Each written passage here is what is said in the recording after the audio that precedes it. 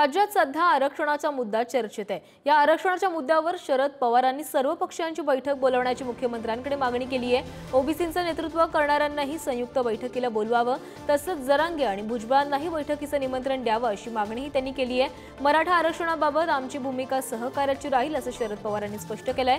50% आरक्षण देण्यासाठी धोरणात बदलण्याची गरज आहे। त्यासाठी केंद्र सरकारने निर्णय घेणं आवश्यक आहे। त्यासाठी आम्ही सहकार्य करायला तयार आहोत असंही शरद पवार म्हणाले। मुख्यमंत्र्यांनी सर्व पक्षीय बैठक बोलवली। त्या बैठकीमध्ये राज्याचे त्यांना योग्य वाटतात त्या लोकांना निमंत्रित करावं आणि विरोधी पक्षाच्या वतीनं आम्ही त्या ठिकाणी हजर राहू आणि आमची भूमिका सहकार्याची राहील असं त्यांना सुचवलेलं आहे। बैठक आम्ही बोलावली होती।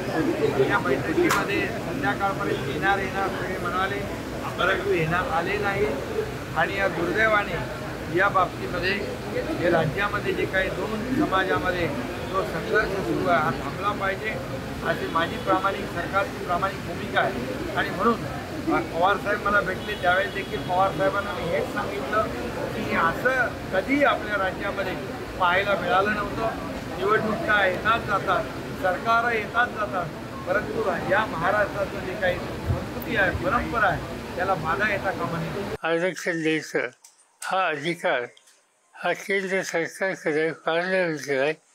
आम्ही महाराष्ट्राचे घटक या बाबतीत कुठल्याही प्रकारचे राजकीय मतभेद न घेता केंद्र सरकारने याच्यात पुढाकार घ्यायची तयारी ठेवली तर आमचं पूर्ण सहकार्य हा जो काही बदल करायचा त्यासाठी त्यांना राहील।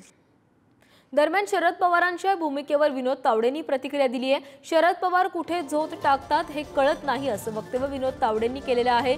पवार कुठे झोत टाकतात शोधण्यात सगळ्यांचा वेळ जातो असंही विनोद तावडे म्हणाले। माननीय शरद पवार साहेब झोत टाकतात त्याचा परिणाम कुठे आहे शोधण्यात सगळ्यांचा वेळ जातो। मग अशा वेळी जायचं का नाही? आणि सध्या राज्यातली सगळ्याच राजकीय पक्षांची स्थिती आहे जी मी तरी विरोधी पक्षनेता म्हणून ज्यावेळी अनुभवली